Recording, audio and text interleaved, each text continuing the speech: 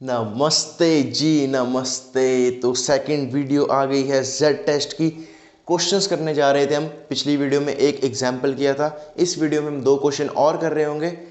तो मैं पहले आपको बोलना चाहूँगा कि पहले आप खुद से ट्राई करो, ठीक है। वीडियो पॉज करके खुद से ट्राई करो। क्वेश्चन आपको लिखा हुआ है, in a hospital 480 females and 520 male babies were born in a week. Do this figure confirm the hypothesis that males and females are born in equal number? तो जैसे कि आपको स्टेप्स याद होंगे, नहीं पिछली वीडियो देखी है तो जाकर देख लो, आई टैब पर आ रही होगी। जेड टेस्ट अच्छे से क्लियर हो जाएगा इस वीडियो के बाद, तो पक्का एकदम 101% जेड टेस्ट जो है वो क्लियर हो जाएगा। जी टेस्ट ठीक है। तो चलो मेरे को स्टेप्स बताओ जल्दी। Very good. पहले स्टेट द हाइपोथेसिस।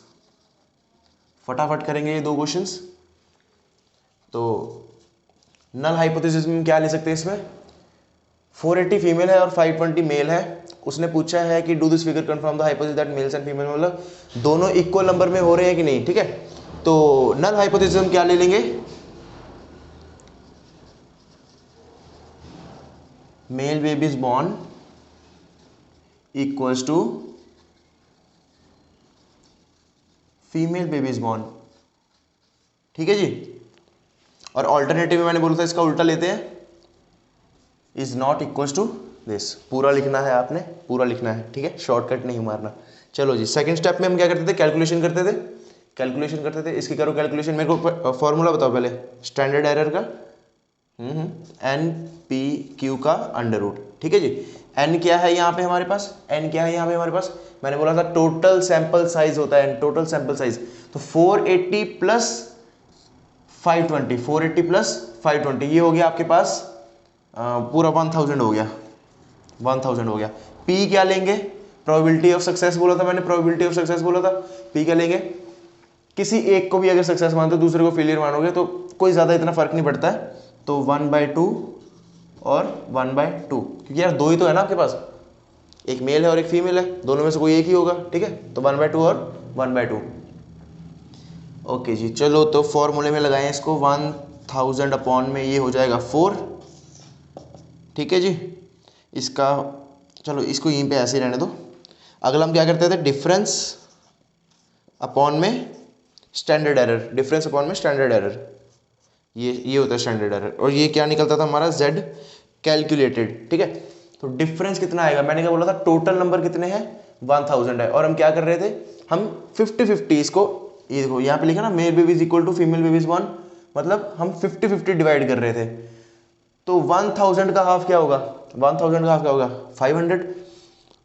तो 500 होना चाहिए, लेकिन है कितना? 480 और 520। यार देखो दोनों में डिफरेंस 20 का ही तो आ रहा है। अगर 480 लोगे आप या 520 लोगे, दोनों में डिफरेंस 20 का ही तो आ रहा है, ठीक है। तो डिफरेंस हमारे पास 20 है और स्टैंडर्ड एरर हमारे पास आ गया 1000 डिवाइड बाय 4। तो इसको आप कैलकुलेटर से करोगे तो आपका आंसर क्या आएगा? यहाँ पे आपका आंसर आ रहा है यहाँ पे 1.26 कुछ, 1.265। चलो 3 डिजिट ऑफ डेसिमल नंबर ले लेते हैं, 1.265। ये आपका Z कैलकुलेटेड आ गया, ठीक है। इसके बाद हम क्या करते थे? टैबुलेटेड वैल्यू के साथ कंपैरिजन। अब क्वेश्चन में हमारे पास लेवल ऑफ सिग्निफिकेंस नहीं दिया, तो बाय डिफॉल्ट क्या लेना था? 5% लेवल ऑफ सिग्निफिकेंस, ठीक है। 5% पे वैल्यू मैंने क्या बताई थी याद करने को? Very good, 1.96। पिछली वीडियो देख लो, अगर याद नहीं आ रहा तो पिछली वीडियो देख लो। 1.96। चलो 1.96 माइनस से लेकर प्लस तक हमारे पास 1.265 थी। क्या इसके बीच में लाई कर रहा है? क्या 1.26, 1.96 और 1.96 के बीच में लाई कर रहा है? बिल्कुल कर रहा है। तो क्या होगा हमारे पास? नल हाइपोथेसिस एक्सेप्ट हो जाएगी, ठीक है जी। चलो नेक्स्ट क्वेश्चन करें। ये मैं आपको बताऊंगा एंड वीडियो में, के एंड में ये आपको बता रहा हूँ मैं, अच्छे से इसको एक्सप्लेन करूंगा मैं, चिंता मत करो। चलो नेक्स्ट क्वेश्चन करते हैं।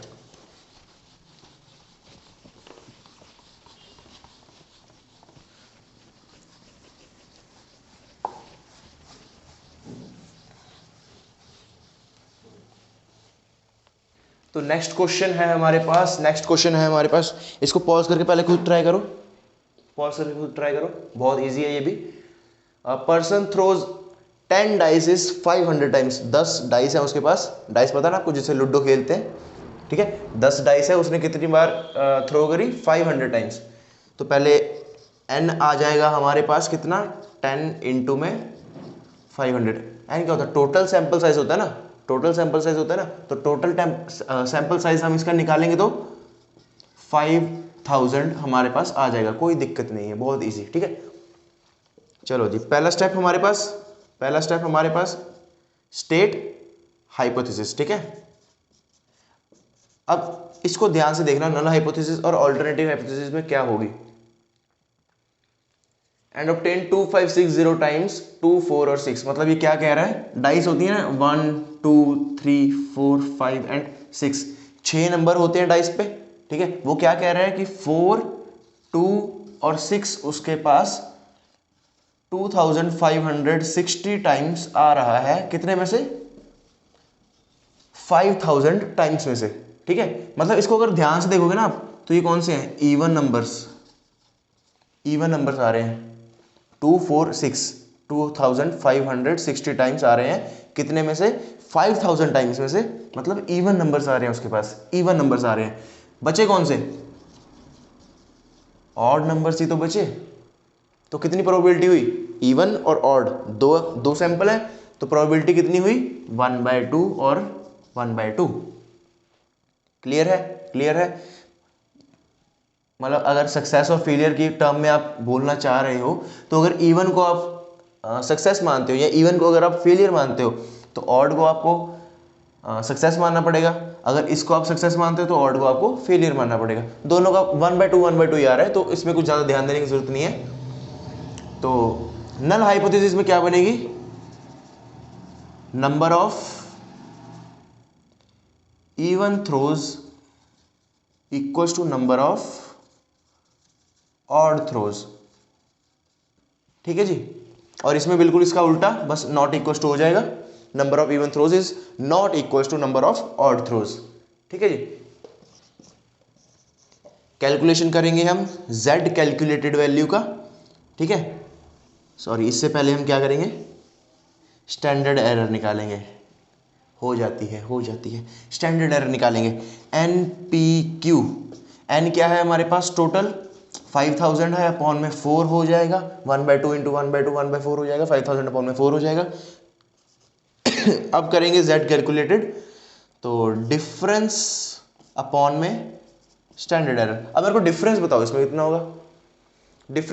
कितना होगा, 5000 टाइम्स टोटल है, उसका हाफ कितना करेंगे, हाफ करेंगे तो कितना आएगा, 2500 में से हमारे पास 2560 टाइम्स आ रहा है, तो डिफरेंस कितना हुआ, 60, ठीक है, अपॉन में 5000 अपॉन में 4, ठीक है जी।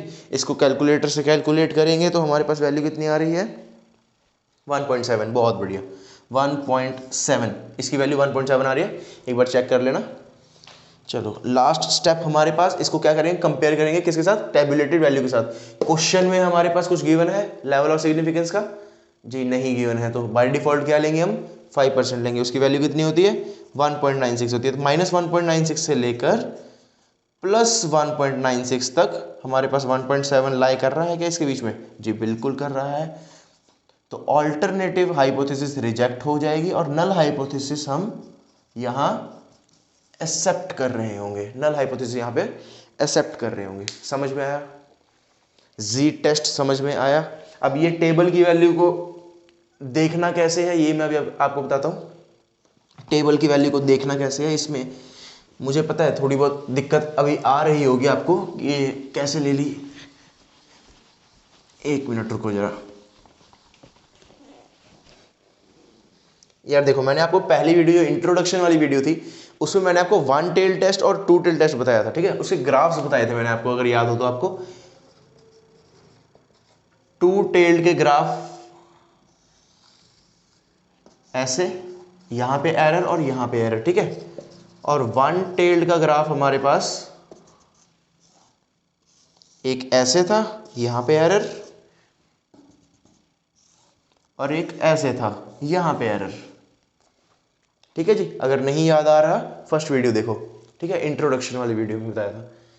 तो टू टेल्ड में मैंने कहा था कि यहां से लेकर यहां तक इस रीजन में अगर हमारे पास कोई वैल्यू लाई करेगी तो उसको हम एक्सेप्ट करेंगे, इसके बाहर नेगलेक्ट, इसके बाहर रिजेक्ट। ठीक है, नेगलेक्ट रिजेक्ट एक ही चीज है।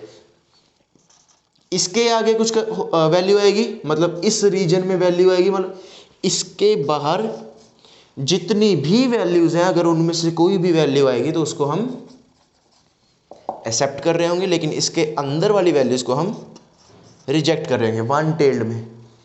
वन टेल्ड में ये टू टेल्ड है, ये भी वन टेल्ड है, एक ही साइड एरर है ना, एक ही साइड एरर है, इसके इधर रिजेक्ट कर रहे होंगे और इसके इधर जितनी भी वैल्यूज है सबको एक्सेप्ट कर रहे होंगे। ठीक है, तो मैंने ये भी बताया था कि टू टेल टेस्ट और वन टेल टेस्ट पता कैसे लगेगा, कि क्वेश्चन में देखकर पता कैसे लगेगा कौन सा टेस्ट लगाना है, ये भी फर्स्ट वीडियो में बताया था। अब नहीं बताऊंगा, चलो बता देता हूं। अगर क्वेश्चन में कोई भी कंपैरिजन वाला शब्द दिख रहा है तो वहां पर वन टेल लगेगा, अगर नहीं दिख रहा है तो बिना देखे, बिना सोचे, बिना समझे टू टेल टेस्ट लगेगा। ठीक है जी, अभी जैसे 1.96 लगा रहे थे हम, अभी 1.96 लगा रहे थे, अभी पीछे हमारे पास वैल्यू कितनी आई थी, 1.7 आई थी हमारे पास कैलकुलेटेड वैल्यू, और टैबुलेटेड वैल्यू हमारे पास 1.96 थी। ठीक है, क्वेश्चन किसका था, टू टेल्ड का। तो हम क्या कर रहे थे, मान लो यहाँ पे हमारा 1.96 नेगेटिव का है, यहाँ पे 1.96 पॉजिटिव का है, तो इसके अंदर की वैल्यू देख रहे थे ना हम, इसके अंदर की वैल्यू देख रहे थे ना, तो 1.7 इसके अंदर लाई कर रहा है जी, बिल्कुल कर रहा है, बिल्कुल कर रहा है, तो एक्सेप्ट होगा। अब अगर मान लो आपके पास क्वेश्चन वन टेल्ड का आ जाए, अगर आपके पास question by chance one tailed का आ जाए और उसके बीच में अगर आपकी कैलकुलेटेड वैल्यू -2.5 मान लो, अगर कैलकुलेटेड वैल्यू आपकी -2.5 निकल रही हो, ठीक है, तो उस केस में मुझे बताओ क्या ये एक्सेप्ट होता, उस केस में मुझे बताओ क्या ये एक्सेप्ट होता। 1.96 भाई 5% लेवल ऑफ सिग्निफिकेंस पर ही, मुझे बताओ वन टेल्ड टेस्ट में 5% लेवल ऑफ सिग्निफिकेंस के साथ क्या ये एक्सेप्ट होता। वैल्यू भी मान लो 1.96 ही थी, वैसे तो वन टेल्ड में वैल्यू इसकी 1.96 नहीं होती, 1.6 कुछ होती है, मैंने मान लिया कि 1.96 ही है। मुझे बताओ वन टेल्ड टेस्ट में क्या ये एक्सेप्ट होगा। ग्राफ देखो, ये वाला ग्राफ देखो, पॉजिटिव वैल्यू 1.96 मतलब यहां कहीं आएगी, यहां कहीं आएगी 1.96, इतना क्लियर है। 1.96 के इधर जितनी भी वैल्यूज होंगी सारी एक्सेप्ट होंगी, पर 1.96 के इधर जितनी भी वैल्यूज होंगी सारी रिजेक्ट होंगी। क्या -2.5 हम एक्सेप्ट करेंगे, क्या -2.5 हम एक्सेप्ट करेंगे जी, बिल्कुल करेंगे, क्योंकि यहां पे -2.5 आ रहा है, इधर वाली तो सारी हम एक्सेप्ट कर रहे हैं ना, समझ रहे हो बात को, क्योंकि -2.5 इस साइड आ रहा है, इस साइड नहीं आ रहा ना। अगर टू टेल्ड में हो रहा होता, अगर टू टेल्ड में हमारे पास -2.5 वैल्यू आ रही होती जेड कैलकुलेटेड की, ध्यान से समझो इसको, अगर टू टेल्ड में जेड कैलकुलेटेड वैल्यू -2.5 आ रही होती तो क्या हम इसमें एक्सेप्ट करते।